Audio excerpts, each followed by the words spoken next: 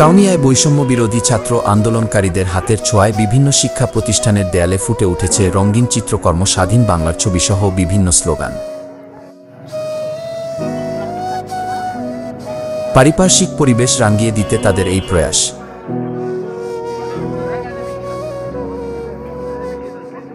Kaunia Mofazzal Hossain model সরকারি বিদ্যালয়ের boundary দেয়ালে প্রায় শতাধিক বৈষম্য বিরোধী আন্দোলনের ছাত্রছাত্রীরা বাংলাদেশের মানচিত্র আন্দোলন সংগ্রামের এবং প্রাকৃতিক দৃশ্যের ছবি আঁকাসহ বিভিন্ন স্লোগান লিখছেন। এতে স্কুল কলেজের শতাধিক ছাত্রছাত্রীরা অংশগ্রহণ করে। বৈষম্য বিরোধী ছাত্রছাত্রীরা বলেন, ট্রাফিক ব্যবস্থা নিয়ন্ত্রণ, পরিষ্কার পরিচ্ছন্নতা কার্যক্রম, বাজার মনিটরিং, সংখ্যালঘুদের পাশে দাঁড়ানো থেকে শুরু করে প্রকৃতি পরিবেশেও জনবান্ধব এবং শিক্ষণীয়ভাবে গড়ে তুলতে নেওয়া হয়েছে এসব কর্মসূচি।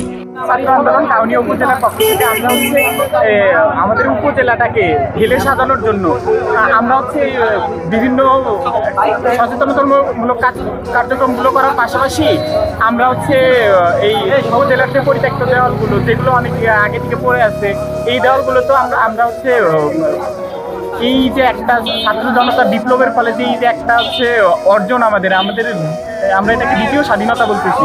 এই দ্বিতীয় স্বাধীনতা অর্জনের জন্য যে আমরা যেই পরিশ্রমগুলো করতেছি আর কি আমাদের ছাত্র জনতা যেই কাজগুলো করে আসছে, এই পুরা ছাত্র আন্দোলনটার একটা তথ্যচিত্র আমরা দেয়ালে ফুটিয়ে তোলার চেষ্টা করতেছি। আমরা সবাই এখানে ছাত্ররা নিজেদের মতো করে ফান্ডিং করে আমরা এটা আমরা নিজেরাই করতেছি।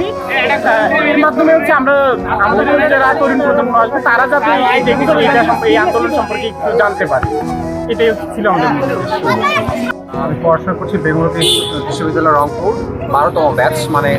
আপনারা হয়তো বা জানেন যে গত 11 তারিখ 1 তারিখ 1 জুলাই থেকে আসলে ছাত্র আন্দোলনটা শুরু হয়, কিন্তু এর আসলে যে 16 তারিখ যে ঘটনাটা ঘটে আবু সাইদ যে মারা যায়, সে আসলে বলা যায় যে সে আমার অনেক কাছের একটা বন্ধু। আপনারা বুঝতেই পারতেছেন যে কাছের বন্ধুকে হারিয়ে গেলে আসলে কেমন লাগে। সেই পরিপ্রেক্ষিতে যদি বলা যায় আসলে সেদিন আমার চোখের সামনে যখন আমি আমার বন্ধুকে মারা যেতে দেখলাম, এর সমান আসলে কষ্ট আমি ভাষায় প্রকাশ করতে পারবো না। আর সবথেকে বড় কথা হচ্ছে এই স্বাধীনতা বা বিজয় যেটাকে বলেন আপনারা, এটা আসলে আসার পিছনে আমরা বলবো যে শুধু আমি হয়তো বা আমার আবু সাইদ বন্ধু সে আসলে এই বিজয়টা নিয়ে আসতে পারে না। এই যে ছাত্র যাদেরকে দেখছেন, যারা আমাদের সাথে ছিল, তারা সংগ্রাম করছে জন্যই আসলে এই বিজয়টা আনতে পারছে। আর যদি আপনি বলতে যান যে আমরা আসলে ভবিষ্যৎ বাংলাদেশকে আসলে কীভাবে দেখতে চাই, যেখানে আমরা সত্যি কথা বলতে আমরা কোনো বৈষম্য রাখবো না, যেখানে আমরা অনেক সময় দেখি সংখ্যালঘুর কথা বলে হিন্দু, মুসলিম, বৌদ্ধ, খ্রিস্টান, এরকম একটা পার্থক্য বা বৈষম্য দেখা যায়। আবার অনেক সময় দেখা যাচ্ছে যে অন্যায়, সাপোজ ধরেন যে আপনি অন্যায় করছেন কিন্তু প্রতিবাদ করতেছেন না, তাহলে ওই জায়গাটা কিন্তু সে পেয়ে যায়। সেই জন্য প্রথমে আমাদেরকে অন্যায়টা আগে কি করতে হবে, অন্যায় যে করছে তার প্রতিবাদ করতে হবে। আর তার চেয়ে বড় বিষয় আমাদেরকে নিজেদেরকে অন্যায় করা যাবে না। অন্যায় করলে সেই জায়গাটা দেখা যায় যে আমি তাকে সোর্স দিচ্ছি বিধায় সে অন্যায় করছে। আমি যদি তার সাথে দেখছেন আসলে তাদেরকে স্মরণ করার জন্য, আবার এই যে বিভিন্ন দেয়াল লিখন যেগুলো দেখছেন, এগুলো আসলে মানুষকে সচেতন করার জন্য। এই যে দেখছেন যে বিকল্পকে তুমি, আমি, আমরা আসলে যদি আমরা দেশটাকে আগায় নিতে চাই তাহলে আপনাকে আমাকে সবাইকে মিলে কাজ করতে হবে, তাহলে সুন্দর একটা বাংলাদেশ এবং সুন্দর জাতি এবং সুন্দর দেশ সমাজ গড়ে উঠবে। কর্মসূচি বৃক্ষরোপণ দেয়ালিকা তো করছি, এই দেয়ালিকা আমরা আরও করব এবং বৃক্ষরোপণ আছে, মোমবাতি প্রজ্বলন, এই আপাতত এই কর্মসূচি। আমরা আমাদের বিভিন্ন ওয়ালে এরকম আলপনা করে জানাতে চাচ্ছি যে যাতে আমাদের একটা আমাদের কাউনিয়ার জন্য বৈষম্য বিরোধী ছাত্রদের সবাই জানতে পারে, সবাই যেন জানতে পারে যে আমাদের যে এত বড় একটা অর্জিত স্বাধীনতা, সেটা যেন আমরা সবার কাছে পৌঁছে দিতে পারি, সবাই যেন এই সম্পর্কে জানতে পারে। আন্দোলন আমরা যে কারণে করেছিলাম যে বাংলাদেশের প্রত্যেকটা সেক্টরে দুর্নীতি এত বেশি জেগে বসেছিল, যে কারণে যারা সাধারণ মানুষ তারা কিন্তু সুযোগ পাচ্ছিল না। বিশেষ করে চাকরির ক্ষেত্রে এতগুলো কোটা ব্যবহার করা হচ্ছিল, প্রায় 56% কোটা, আর মেধাতে কিন্তু 44%। কিন্তু সেক্ষেত্রেও প্রশ্ন বিক্রি প্লাস বিভিন্ন ধরনের নেতাকর্মীদের বিভিন্ন সুপারিশের কারণে সাধারণ শিক্ষার্থী যারা মেধাবী ছিল তারা চাকরির সুযোগ পাচ্ছিল না।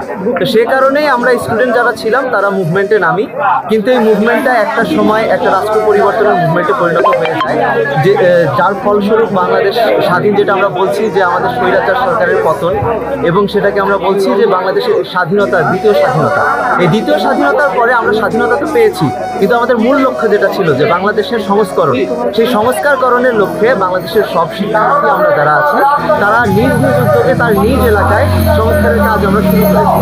এবং এই আন্দোলনের মধ্যে আমাদের বিভিন্ন যারা সহযোদ্ধা ভাই ছিলেন, বোন ছিলেন, তারা নিহত হয়েছে, তাদের বিদেহী আত্মার আমরা মাগফিরাত কামনা করছি, এবং তাদের আত্মত্যাগের বিনিময়ে কিন্তু এই স্বাধীনতাটা আমরা পেয়েছি।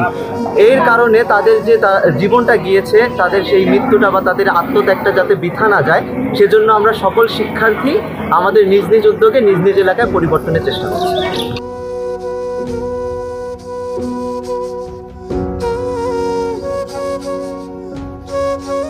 এরপরে সন্ধ্যা 7টায় কাউনিয়া কলেজের শহীদ মিনারে মোমবাতি জ্বালিয়ে সকল শহীদের প্রতি শ্রদ্ধা জ্ঞাপন ও তাদের স্মরণে 1 মিনিট নীরবতা পালন, দেশাত্মবোধক গান ও দোয়া মোনাজাত করেন।